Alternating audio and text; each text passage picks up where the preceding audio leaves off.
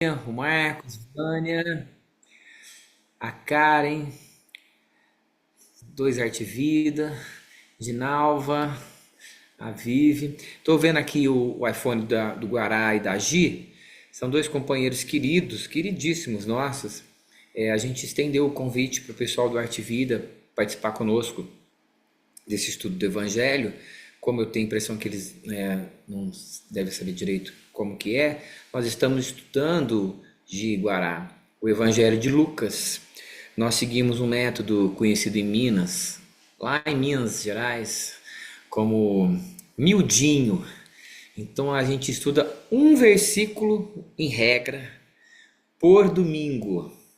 E tem dia que não dá tempo, né? De vez em quando a gente faz dois, mas a ideia é juntar o conhecimento teórico, histórico, né, teológico do Evangelho com a moral próxima do Cristo mesmo, né? Então, essa é a nossa básica. A ideia é que Emmanuel, a obra do Chico e a Irmão X, né? Assim, a gente usa muito, que vocês possam se sentir em casa, sentir à vontade e possam estar conosco.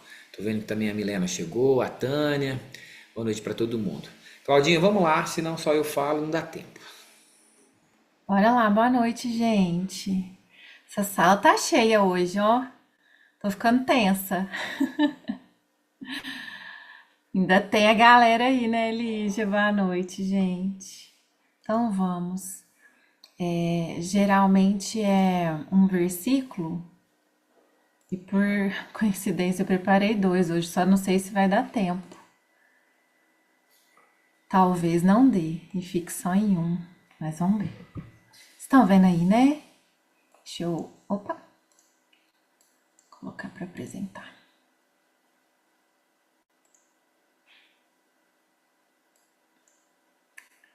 Bora lá. A gente tá, pessoal, no Evangelho de Lucas. A gente já tá no capítulo 8, nos versículos 16 a 18. É uma pequena perícope ali dentro desse capítulo 8, qual a gente trabalhou a parábola do semeador e a explicação de Jesus, né, sobre a parábola do semeador. E aí Lucas coloca essa fala sobre a candeia. A gente tem essa fala em Mateus e em Marcos também, mas em Mateus ela tá bem espalhadinha assim. E aí Lucas colocou logo depois da parábola do semeador, né? O Everton trabalhou semana passada o versículo 16, mas eu vou ler esses três juntos, que é o combo, falando da candeia, pra gente não perder o fio da meada, tá bem? Eu trouxe a tradução do Haroldo Dutra Dias, tradução que a gente sempre usa, né? E tem umas diferencinhas das outras, mas acho que dá pra gente se basear nela. Então vamos lá. A candeia. Lucas 8, 16 a 18. Ninguém acendendo uma candeia a cobre com um vaso ou a coloca debaixo de um leito, mas coloca sobre o candeeiro, para que os que entram vejam a luz. Pois não há algo escondido que não se torne manifesto, nem oculto que não venha a ser conhecido e manifesto. Vede, pois, como ouvis, pois quem tiver, a ele será dado, e quem não tiver, até o que parece ter, será tirado dele. Então, na semana passada, a gente trabalhou bastante essa questão da candeia, o que é candeia, dessa luminária antiga, né? E aí eu queria voltar rapidinho para que a gente entendesse um pouco mais, um passo além aí sobre essa luz, sobre essa candeia. A candeia aos tempos do Cristo, né, ali na Palestina, eles faziam tipo essa. Ai, o Elahá chamou de lâmpada de Aladim, parecia a lâmpada do Aladim, só que de barro. E se eu travar, se acontecer alguma coisa, vocês me avisem aqui, tá bom? Não tô vendo ninguém. essa lâmpada de barro e que eles colocavam azeite e colocavam um pavio, alguma coisa ali que pegasse fogo, né? Que não parasse de pegar fogo cheio de azeite ali, fugiu a palavra, embebido no azeite, e aí ficava queimando esse fogo. Mas o que eu queria chamar a atenção aqui agora? Uma coisa que vai nortear o nosso estudo de hoje. Como que era feita a luz? O fogo, na verdade. Para acender essa candeia, os judeus riscavam fósforo.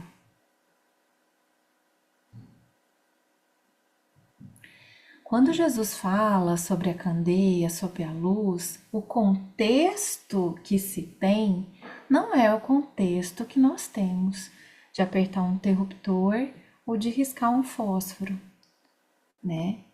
E colocar fogo ali no pavio, por exemplo.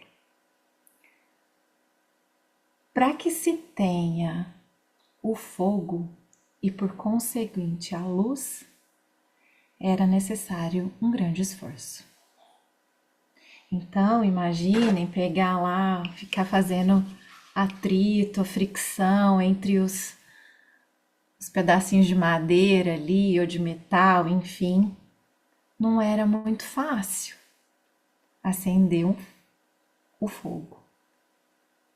Então, eles cuidavam muito dessa candeia. Ela não podia ser abafada, era muito cuidado para que aquele fogo não se apagasse. Porque senão não teria luz, não teria iluminação. Então é muito importante que a gente fique com essa cena, com essa memória, com essa sensação de que para ter fogo era necessário um grande esforço. E às vezes as mãos feridas nesse movimento aí, né? De friccionar as madeirinhas, os pedaços de ferro ali, de metal que eles tinham, não sei exatamente muito bem, mas eram grandes. Alguém assistiu The Chosen ali no comecinho acho que episódio 3, se não me engano, que Jesus está ali na cabaninha dele tentando acender a fogueira para se aquecer, né? E o esforço que ele faz para que ele consiga acender aquela fogueira, né? Claudinha, mas ali ele estava foi no episódio das crianças mesmo. Ali é porque ele também estava Fora da cidade. fora da cidade. Eu acho que na cidade eles mantinham, né, o fogo. Mantinham, mas para fazer o primeiro foi difícil, né? É. Não era simples igual a gente. Pedindo o vizinho, né, se apagasse. Pois é. E aí a nossa luz, será que dá para pedir pro vizinho? É isso que a gente precisa refletir hoje, tá bom? Bom, então o versículo 17. Pois não há algo escondido que não se torne manifesto, nem oculto que não venha a ser conhecido e manifesto. Parece que ele está repetindo, né? O que será que ele está repetindo? E aí, a gente vai lá e pegar a orientação com Emmanuel, com quem tem, né? E tem a luz para iluminar a gente. No livro O Espírito da Verdade, do Chico Ivaldo Vieira. Espírito de Diversos, mas esse é de Emmanuel. Capítulo 34, A Descoberto. Na atualidade, é devera significativa a extensão do progresso humano nos variados campos da inteligência. Então, isso é um fato, né? Pormenores da vida microscópica são vislumbrados por olhos pesquisadores e argutos. Ninhos do cosmo infinito são tateados por delicada instrumentação astronômica. Aparelhagem múltipla ausculta o corpo físico, desvelando-lhe a intimidade. Experimentos inúmeros atestam a grandeza de tudo que existe no seio da própria Terra. Então a gente tem desde a vida microscópica, nosso corpo, o macrocosmos, o universo infinito, a ciência humana progredindo nessas descobertas, desde o micro até o macro, né? E a cada dia novas descobertas aparecem. Então, são muitos os experimentos que atestam a grandeza de tudo. De tudo. O homem vai então avançando em todas as direções. O homem alcança eloquente patrimônio intelectual, senhoreando leis e princípios que agrupam os seres e as coisas, mantendo o equilíbrio e a ordem do universo. Então, a ciência progride, o patrimônio intelectual aumenta. Entretanto, como não pode deixar de ser, né? Emmanuel sempre vem com entretanto. Entretanto, na razão direta do conhecimento que vai conquistando, o espírito divisa horizontes mais vastos e fascinantes, aguçando o esforço do raciocínio. Quanto mais conhece, mais se lhe amplia aos olhos a imensidão do desconhecido. Então, quanto mais eu sei, né? Só sei que nada sei. Quanto mais conhecimento, mais eu sei da imensidão do desconhecido. Quanto mais lógica no estudo, mais se lhe patenteia a exequidade do próprio discernimento em face da excelsitude do todo divino. Alma alguma pode encobrir para si mesmas as próprias manifestações do quadro da vida. E de igual modo, perante a lei, ninguém consegue disfarçar o menor pensamento. Alma alguma pode encobrir para si mesma as próprias manifestações do quadro da vida. E aí foi muito interessante. Eu vou falar daqui a pouco. Tudo pode ser descortinado, sopesado, medido. Assim, não só a realidade ainda ignorada por nós, como também as mentalizações e os atos do nosso próprio caminho serão revisitados e conhecidos, sempre que semelhante medida se fizer necessária, no local exato e na época oportuna. Esse texto me trouxe a régua não da encarnação, mas da imortalidade, né? Se a gente for pensar no eu espiritual, dentro da imortalidade, a nossa evolução sem medida, né? Sem a régua da encarnação. Tudo pode ser descortinado. Assim, não só a realidade ainda ignorada por nós, como também as mentalizações e os atos do nosso próprio caminho serão revisados e conhecidos, sempre que semelhante medida se fizer necessária. Nada há encoberto que não haja de revelar-se, nem oculto, não haja de saber-se, esclarece o Senhor. Recordemos assim o ensinamento vivo em nosso próprio passo, agindo na esfera particular, como quem vive à frente da multidão, porquanto os nossos mínimos movimentos, na solidão ou na sombra, podem ser também trazidos ao campo da plena luz.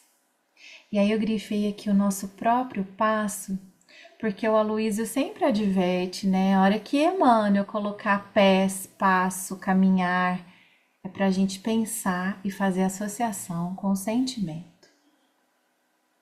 Recordemos assim o ensinamento vivo em nosso próprio passo, no nosso próprio íntimo, no nosso sentimento, nessa esfera particular. E aí, ele está falando aqui que nada ficará encoberto para sempre.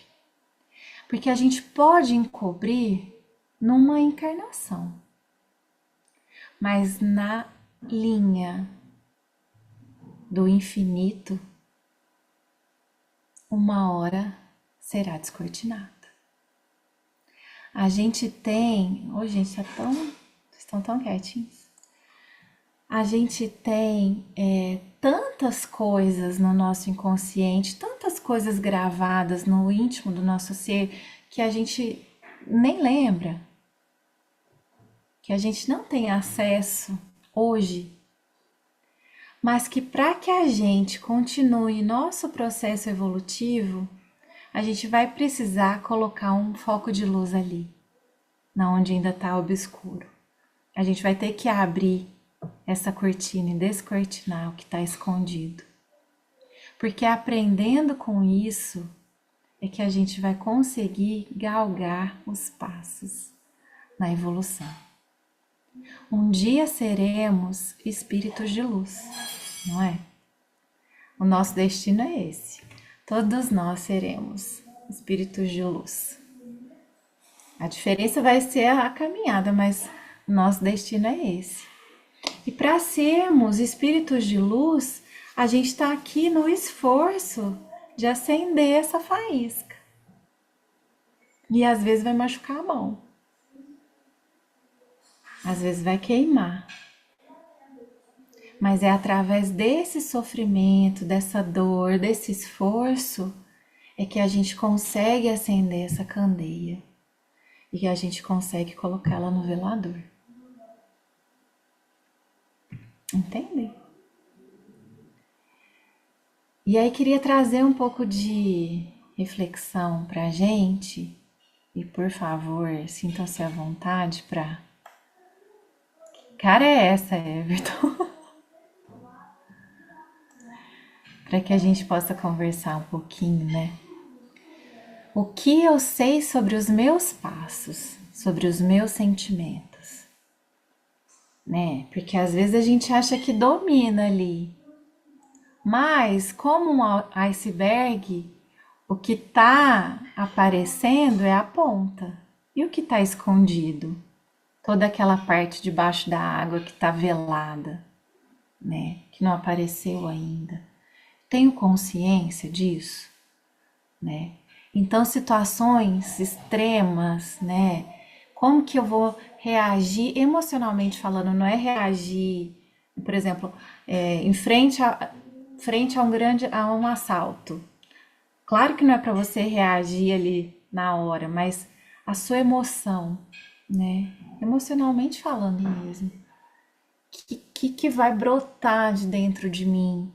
De medos, de ódios, de vingança, que sentimentos que vai brotar frente a situações que não são corriqueiras, graças a Deus, né? Mas que tá tamponando ali.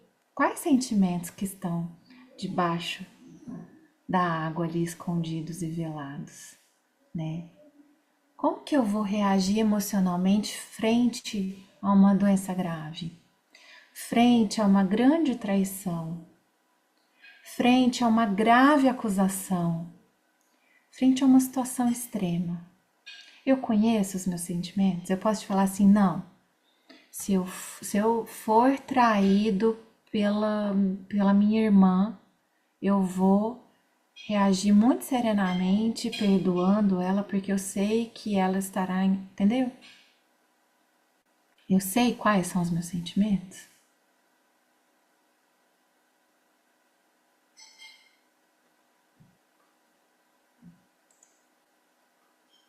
Cacau, Oi. o Livro dos Espíritos fala que na adolescência a gente tem um despertar de, de sentimentos que a gente traz, né, de vidas passadas. E aí você está falando e eu estou pensando, né, o quanto que surgem comportamentos inesperados, comportamentos que a gente não imagina que vão surgir, que tem a ver, talvez, com isso, né? Com certeza, e não é nem só na adolescência. Não é porque a gente não se conhece, mas é talvez porque a Tá gente não se velado conhece, ainda. porque a gente carrega tudo isso e está inconsciente, né? Sim, com certeza. Eu acho que foi o Haroldo, uma vez eu ouvi uma palestra dele e ele falava assim que tem determinadas fases da nossa vida, sei lá, então agora com 40 e poucos anos, desperta ou acontece alguma situação ali que eu sou envolvida e que me remonta inconscientemente, sem eu me lembrar conscientemente, mas que eu tenho sensações de situações que eu vivi nessa época em outra existência, né? Pode ser amor, sei lá, algum fato marcante ali no meu perispírito que volta à tona, né, numa existência sem que eu tenha consciência, né? E, e como que essas emoções que começam a brotar que eu não tenho situações comparativas, sabe? Que são novidades nessa existência, por exemplo. E aí, será que eu sei como eu vou agir frente a esse desconhecido, né? Mas que a importância disso para que seja iluminado, para que seja um movimento de aprendizado.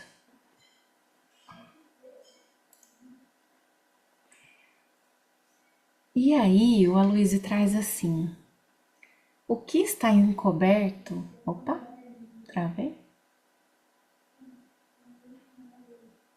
Vocês estão me ouvindo? Normalmente. Tá. O que está encoberto, escondido, são os meus reais, espontâneos e mais autênticos sentimentos. Olha só, gente. É tão difícil ler e ouvir isso, e trazer isso e falar, porque quem está ouvindo, o ouvido mais perto que tem da minha fala é o meu, né? São os meus. Então, muita coisa que eu ainda não encontrei em mim, que ainda está escondido em mim, falando dos meus sentimentos, né? São meus mais autênticos e espontâneos sentimentos. Olha só. E aí ele traz essa frase, né? Coração da gente é como tição de fogueira apagada. Você acha que apagou, mas você assopra um pouquinho e a brasa aparece. Um bom mineirês ali, né? Coração da gente é como tição de fogueira apagada. Você acha que... Cacau, Oi, desculpa aí, eu tô lembrando, você tá falando do Aloysio Elias e o último miudinho dele da semana passada, ele está trabalhando lá a parte do credor incompassivo e ele trabalha a culpa, sabe? E ele fala que a culpa está por trás de muitos problemas, tanto físicos como emocionais, que trazemos de outras vidas ou dessa vida mesmo, né? E ele tá trabalhando ele trabalhou tão profundamente isso que ele falou que a gente precisa buscar esse sentimento, trabalhar, né? Identificar, né? Para poder trabalhar esse sentimento e tentar melhorar um pouquinho, né? É o que você está porque não tentando há fazer. nada que esteja escondido que não será. Escondido que não será isso. Porque é importante ele ser. Porque se ele fica escondido, igual a sujeira debaixo do tapete, né? A gente acumula tanto, de repente é uma montanha. Mas se a gente não for lá e limpar, não vai resolver. Eu não posso fazer de conta que a sujeira não tá ali. Né? E não é um trabalho fácil, é árduo, machuca, né? Pode ferir a sua mão, né? Como acender o fogo ali, a fogueira. E aí ele fala assim: houveram incêndios nas existências anteriores em nosso coração.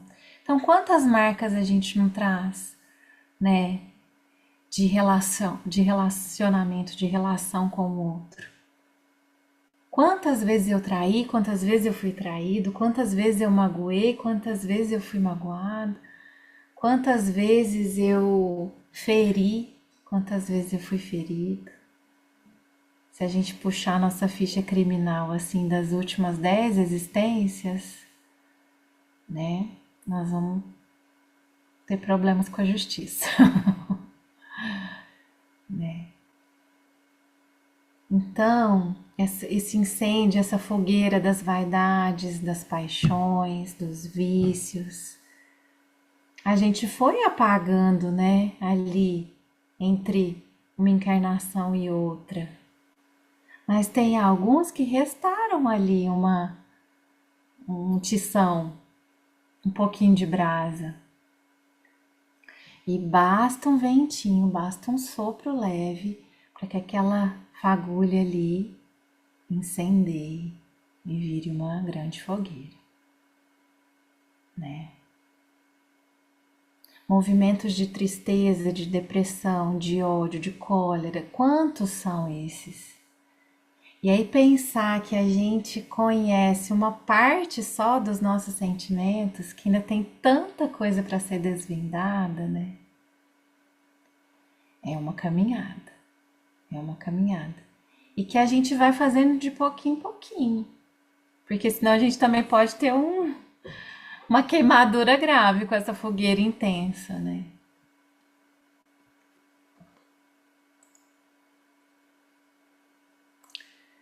Obter conhecimento sobre o mundo exterior é muito fácil hoje em dia. Então ele coloca muito isso também, né? Que a gente tem na palma da mão, né? Tanta informação de tudo que está acontecendo, da vida dos outros, né? Daquele tanto de coisa que falou no texto ali, desde o micro até o macro, né? A gente vai desvendando e vai tendo conhecimento de tanta coisa externa que aí a gente não tem tempo para tentar investigar esse mundo interior. E aí eu lembrei, né, da fala que as meninas até trouxeram, que meu pai sempre me fala, que tempo é questão de prioridade. E aí, meus amigos, qual tem sido a minha prioridade? Qual tem sido a sua prioridade? Essa descoberta do seu mundo íntimo ou a descoberta desse mundo externo?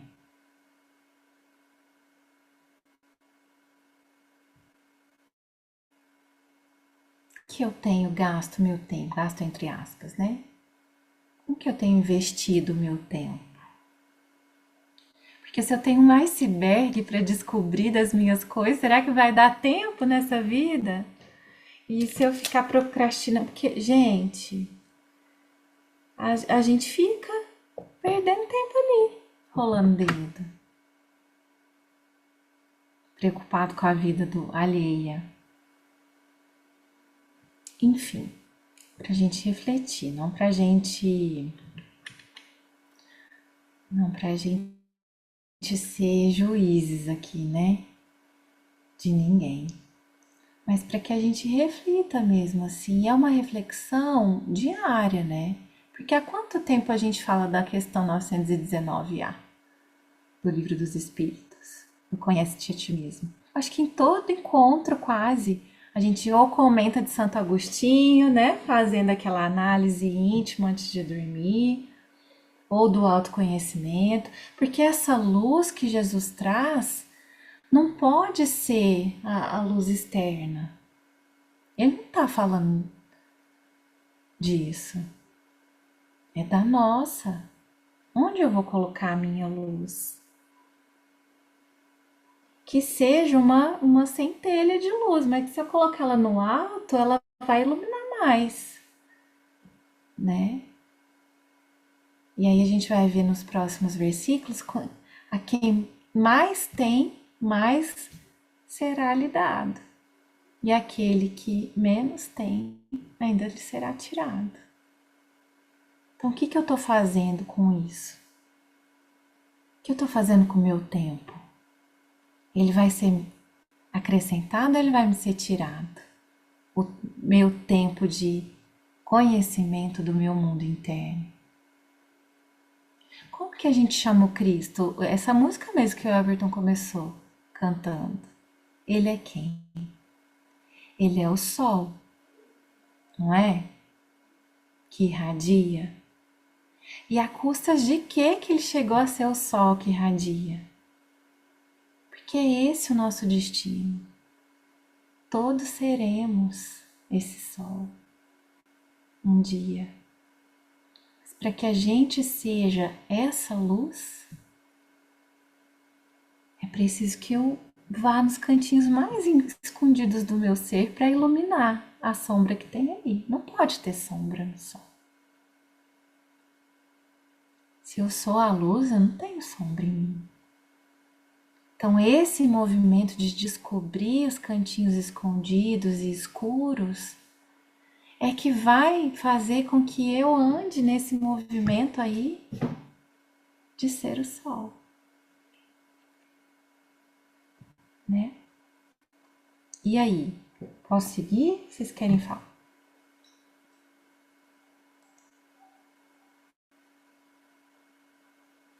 Tudo bem aí, Aninha? Hebe? Cláudia, Oi. eu tenho. Até eu ia colocar no chat, mas eu não vou colocar, vou melhor perguntar.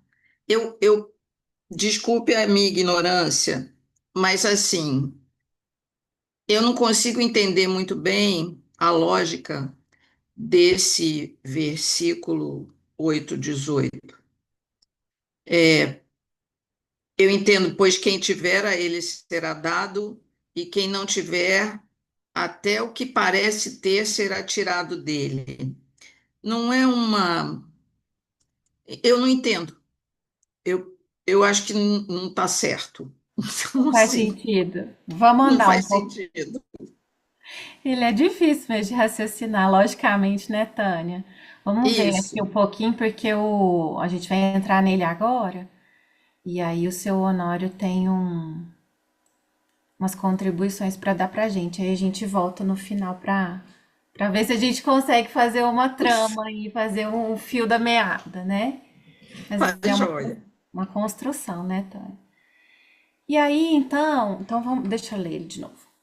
Vede, pois, como ouvis.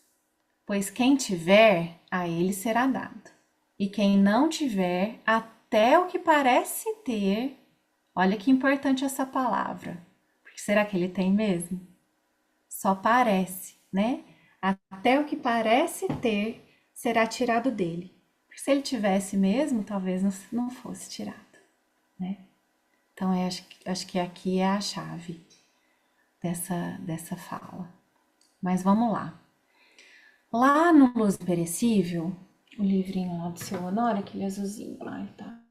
Não vou conseguir pegar agora. Tem um capítulo que o seu Honório comenta esse versículo, né? Que é o capítulo 156. Olha que legal esse título. Patrimônio espiritual. Então, se é um patrimônio, o patrimônio é o quê? Uma coisa que eu tenho, é Você meu, tem. né? Então, o meu computador é meu patrimônio. E se eu morrer, eu tenho que deixar na minha herança para meus filhos. Então, é meu patrimônio. Patrimônio espiritual. Quando já conscientes, todas as palavras do seu Honório, a gente precisa ter bastante claro que ele também calculou ali e pensou nessas palavras, né? Quando já conscientes, então não é uma pessoa que está dormindo, né? É aquele que está aqui no NEP estudando. Então, quando já conscientes, tudo que chega à nossa faixa de assimilação passa a ser observado e examinado acuradamente. Então, não é uma leitura, é um estudo. É uma coisa que eu vou me deter, vou observar e examinar. Em razão das consequências positivas ou negativas que possam advir com base na lei de causa e efeito. Quando eu vou ter uma reação frente a uma coisa, eu penso nas consequências dessa ação. Certo? com essa consciência que a gente já tem, né, a gente vai refletir, sentir e reagir de acordo com a lei de causa e efeito. Então, eu sei que o meu ato agora, que eu estou realizando agora, o que eu posso vir colher desse fruto que eu estou plantando. Eu sei que se eu plantar uma semente de laranja, eu vou colher laranja. Não tem como colher mexerica, por mais parecidas que elas sejam. Não tem jeito. Oportuna e sábia a afirmativa do mestre. Vede, pois. A advertência é sempre um instrumento. Opa, tá tampando aqui. Ai, perdi.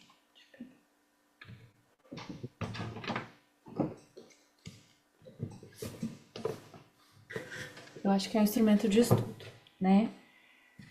Canaliza o ensino do Evangelho com o seu magnetismo, recursos sutis, capazes de nos auxiliarem no afastamento e mesmo rejeição do que não seja lícito ou bom. Então a gente sabe, a gente não está aqui se debruçando, estudando, fazendo miudinho, lendo, sentindo o Evangelho de Jesus, né? Por nada, né? Só não tem nada para fazer, vou estudar o Evangelho. Não, a gente sente esse magnetismo de Jesus e a gente quer que os recursos que o Cristo trouxe me sejam úteis nesse enfrentamento das coisas, né? Então eu posso, uma coisa que eu amo muito, um vício que eu tenho, mas sabendo e iluminado pelo Evangelho de Jesus, eu vou rejeitar, sabendo que aquilo não me é lícito, que aquilo não é bom para mim, certo? Por mais que eu tenha tendências a gostar daquilo. É esse o movimento de aprimoramento, ou não? Tudo bem? Ao tempo em que nos fortalece, nos encoraja à adoção na moldura do equilíbrio e da ponderação de tudo quanto seja útil na empreitada de uma vivência feliz, né? Então, aquilo que eu sei, né? Ai, eu não gosto, sei lá, de dormir cedo, vamos supor, eu não gosto de dormir cedo. Mas eu sei que para o meu rendimento melhor amanhã, que eu tenho que acordar cedo, eu preciso dormir mais cedo. Por mais que eu goste da noite e virar madrugada, por exemplo. Então eu sei que é bom para mim dormir mais cedo, por causa do dia que eu vou ter amanhã. Então esse movimento vai moldando, vai me fortalecendo, vai trazendo equilíbrio nas coisas que eu tenho que decidir no meu dia a dia. Colocando luz no que é bom e ruim para que eu entenda se aquilo é bom ou ruim, através do Evangelho de Jesus. O meu norte é esse, o meu modelo é esse, é o Cristo. Então, nas coisas que eu tenho dúvida, será que isso é bom? Não sei, estou em dúvida. E aí eu vou colocar sob a luz do Evangelho, para que aquilo vá me norteando. Precisamos avaliar o que temos e o que não temos. Então é essa análise. É ter a certeza do que eu tenho e do que eu não tenho. Por isso que sempre volta no autoconhecimento. Porque parece muito óbvio, mas tem umas entrelinhas ali, então eu acho que eu tenho a paciência. Não tem aquela frase ali, até que o outro pisou no meu calo? Eu sou muito bonzinho, mas não pisa no meu calo, não. Gente, então você não adquiriu, então você não tem a bondade. Você pode estar buscando aquilo, você pode estar melhorando, mas esse tipo de fala que é tão comum, né? Ah, você é tão paciente. Ah, mas se falar de tal coisa pra mim, eu não tenho um pingo de paciência. Ó, então você não é paciente. Entende? A gente vai mascarando as coisas. Eu tenho parte daquilo, mas o que está escondido, eu preciso lá agora colocar a luz. Não, realmente, a paciência não é uma virtude que eu conquistei plenamente. Porque se eu ficar no trânsito de São Paulo, eu não me reconheço.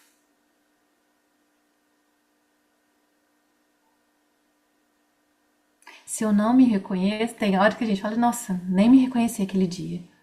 É porque estava escondido.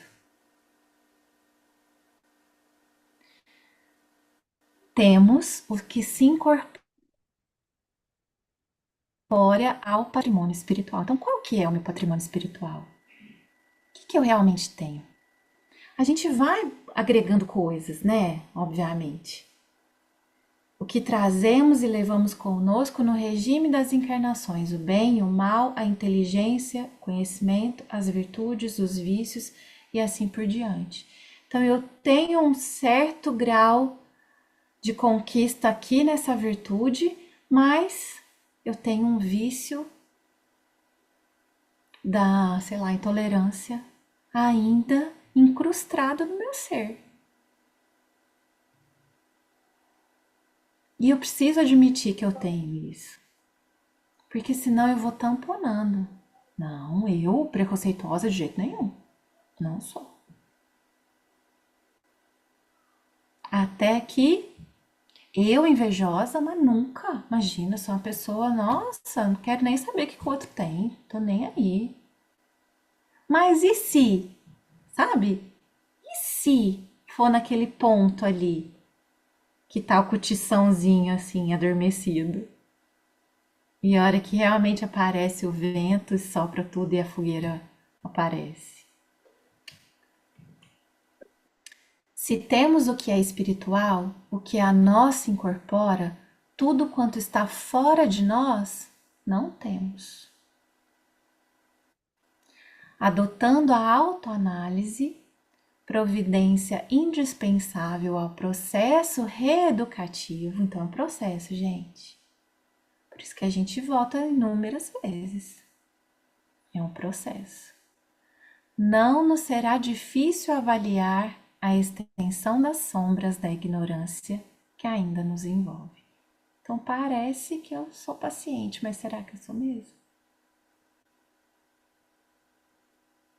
Tal fato nos induz ao constante propósito de aperfeiçoamento a que estamos convocados. A gente vai chegar lá, mas é um processo Claudinha, e é constante. Fala, Hebe. aqui chegou no que eu acho que eu entendi. Tudo é um processo. Então, para a gente obter essa luz por completo, será que no estágio que a gente está, a gente não tem, né? Nós estamos ainda nesse processo, nós estamos numa transição para obter essa luz. Qual luz? A grande luz do sol de Jesus, sim. Mas a gente tem, né? A É, gente tem várias uma coisas. faísca.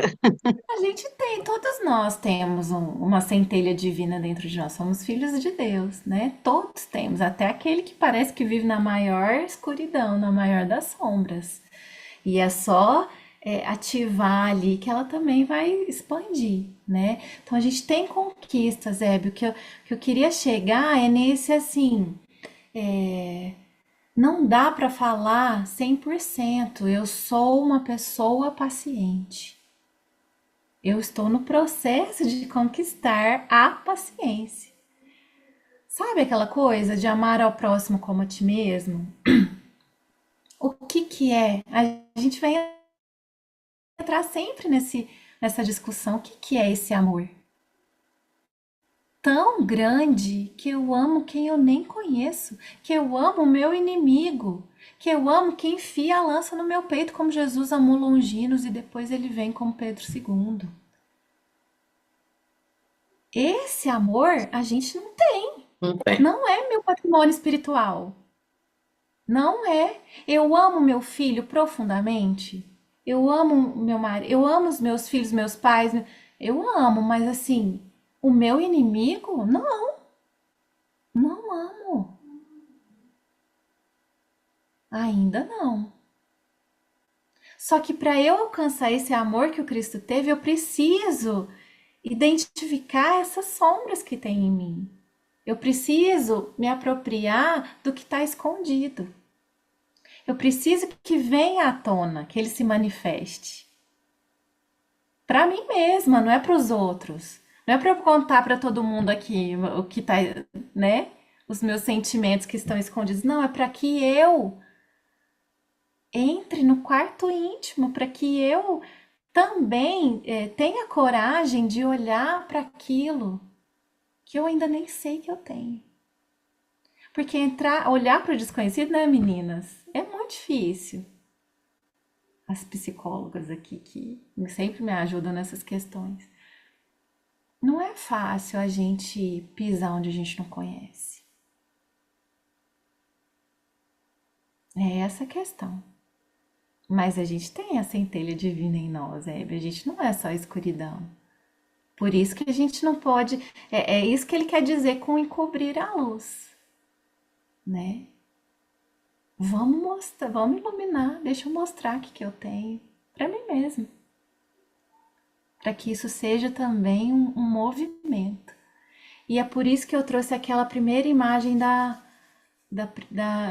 fricção ali para a gente acender a luz, o fogo, né?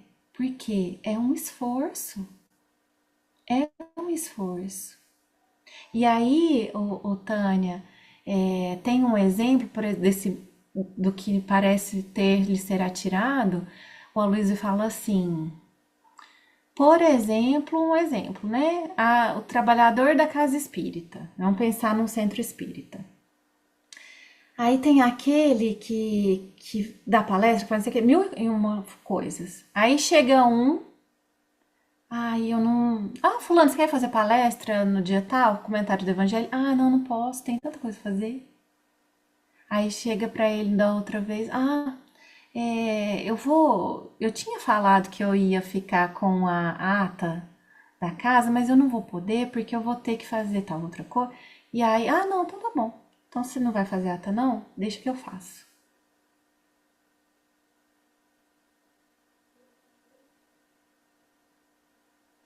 Às vezes esse não movimento, essa inércia, é tão difícil, né? Machucar a mão para poder acender o fogo, que a pessoa não quer, que ela prefere ficar morna. Mas acender essa fogueira vai dar trabalho demais, melhor ficar sem luz mesmo. Então a tarefa que ele vinha para realizar vai ser passada para outra pessoa.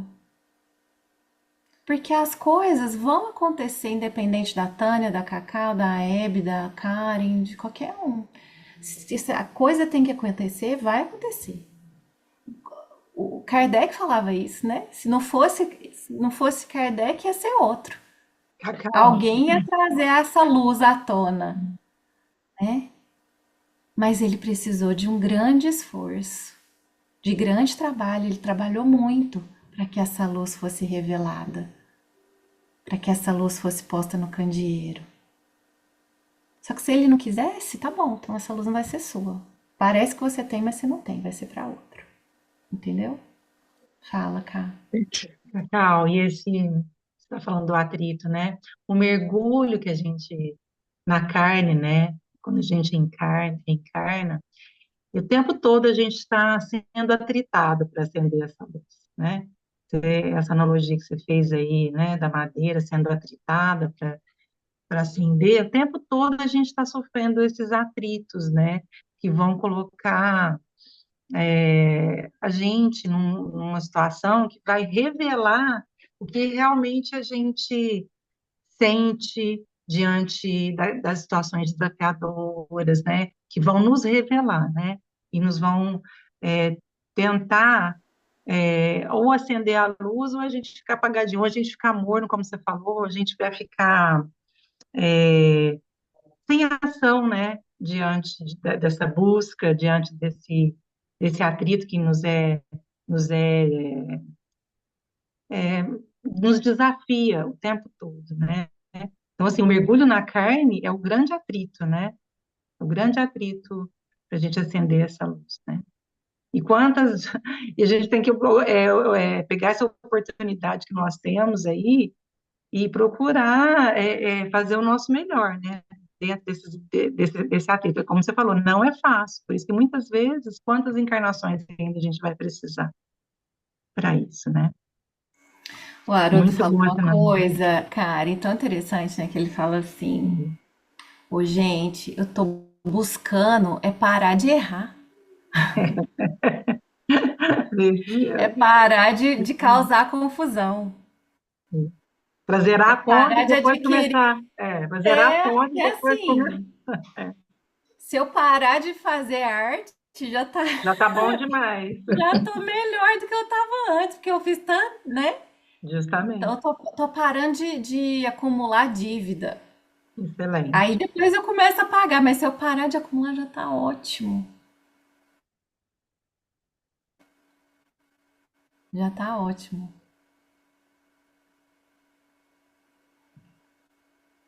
Não é fácil não, né, gente? Machuca a mão, dá bolha, dá queima. Eu tinha mais um texto, mas não vai dar. Quem? Quem falou? Alguém queria falar? Escutei uma vozinha. Tinha um outro texto, mas não vai dar tempo. Eu queria colocar uma música. Posso? Pra gente encerrar? Ninguém mais quer colocar nada? Deu, Tânia, pra mais ou menos. Mais ou menos. Você ainda não concorda? Não, mas pode falar. Às vezes a gente chega em outro raciocínio. Mas eu acho que a grande questão é essa, parecer ter, né?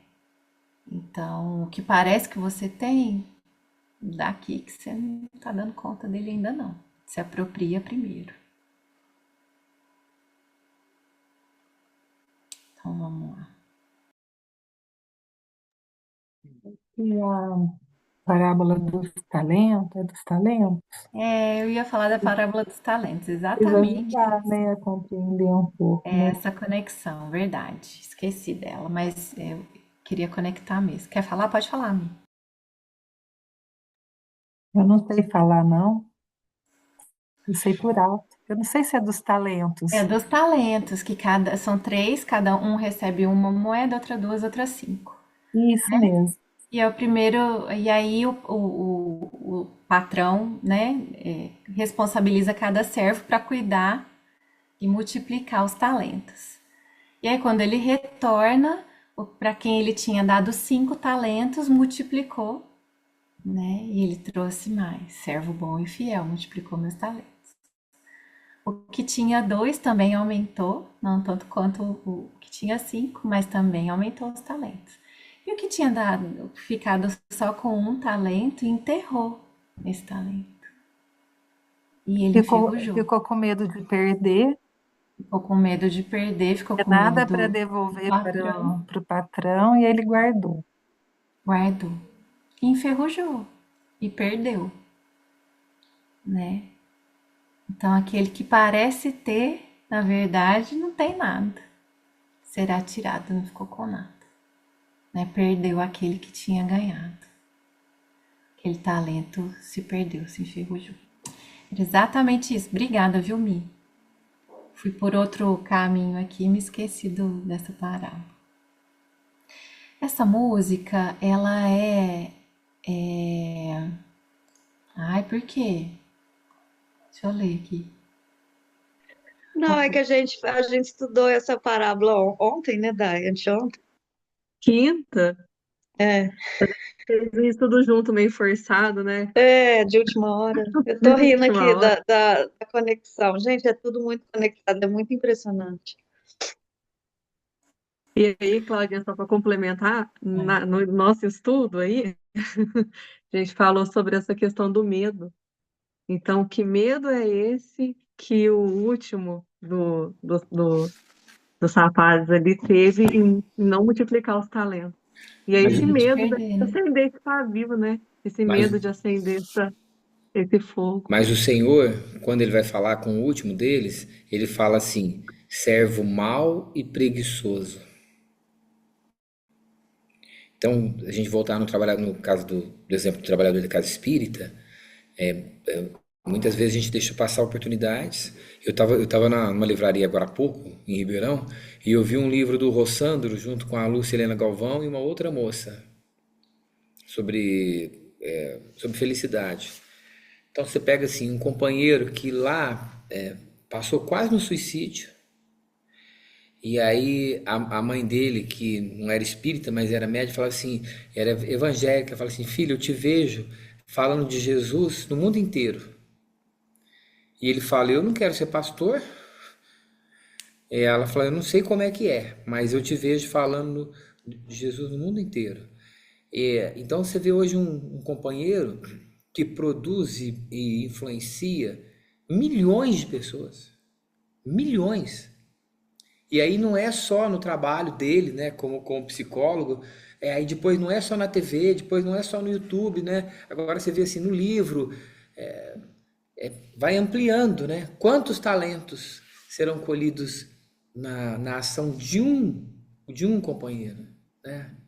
Que sabe usar os talentos. E quantos nós teremos guardados e que pela preguiça, né?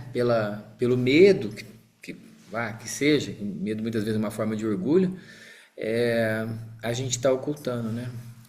Não precisa brilhar como o Rossandro, como o Divaldo, tá? É só brilhar como a gente mesmo, um pouco melhor do que a gente era. Isso aí. Quanto mais tem, mais lhe será dado. Trabalho, viu, gente? Trabalho. Bom, posso encerrar ou não? Essa coincidência dessa música, viu, meninos, também. Eu tava procurando uma música que eu queria colocar no estudo, queria colocar alguma coisa, e aí recebi no WhatsApp de uma amiga, olha que música linda, escuta. E aí, só que ela é portuguesa, então talvez algumas palavrinhas, né, a gente vai ter que prestar um pouquinho de atenção. Mas depois eu coloco a letra e a música de novo lá no grupo, se ficar alguma dúvida, tá bom?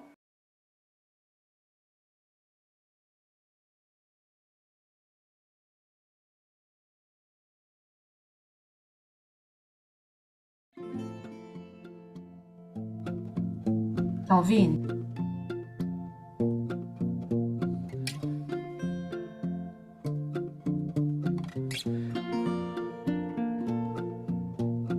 Hoje é semente que dorme na terra e se esconde no escuro que encerra. Amanhã nascerá uma flor. Ainda que a esperança da luz seja escassa, a chuva que molha e passa vai trazer numa gota amor. Também eu estou à espera da luz. Deixo-me aqui onde a sombra seduz. Também eu estou à espera de mim. Algo me diz que a tormenta passará. É preciso perder para depois se ganhar. E mesmo sem ver, acreditar. É a vida que segue e não espera pela gente. Cada passo que dermos em frente, caminhando sem medo de errar. Creio que a noite sempre se tornará dia e o brilho que o sol irradia há de sempre me iluminar. Quebro as algemas deste meu lamento, se renasço a cada momento. Meu destino na vida é maior. Também eu vou em busca da luz.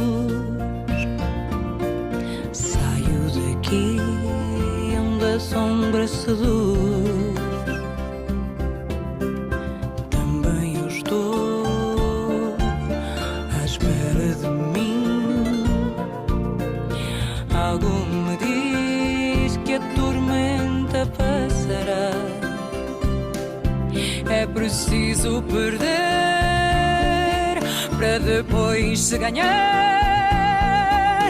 E mesmo sem ver, acreditar. Vida que segue e não espera pela gente. Cada passo que dermos em frente, caminhando sem medo de errar. E creio que a noite sempre se tornará dia, e o brilho que o sol irradia há de sempre nos iluminar. Sei que o melhor de mim está para chegar. Sei que o melhor de mim está por chegar. Sei que o melhor de mim está para chegar.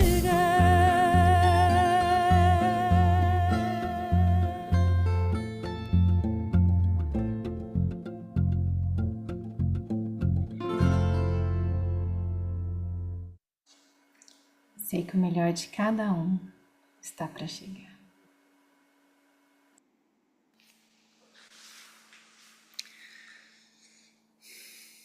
Muito bom. Obrigado, Claudinha. Por que você não cantou, Claudinha? E o que será? Carla, você que tá com o coração aí, faz a prece pra gente. Faço sim. Vamos fechar os nossos olhos, nos conectar com o mais alto. Deus, nosso Pai, de infinito amor e bondade. Jesus, o nosso mestre, nosso amigo, nosso irmão. Agradecendo a oportunidade de estarmos todos reunidos para o estudo do Evangelho de Jesus. Que nós possamos internalizar cada ensinamento que nos foi trazido na noite de hoje. Que possamos colocá-lo em prática para as nossas reflexões íntimas, o nosso aprimoramento moral, e principalmente para conseguirmos cada dia mais amarmos o nosso próximo. Pedimos pelos companheiros do grupo que não puderam participar, e todas aquelas pessoas que neste momento passam pelo nosso pensamento, sejam amigos, familiares, que eles recebam através de um passe à distância o nosso carinho, o nosso amor. Agradecidos ao Pai por mais uma noite de estudo, e que Deus nos abençoe.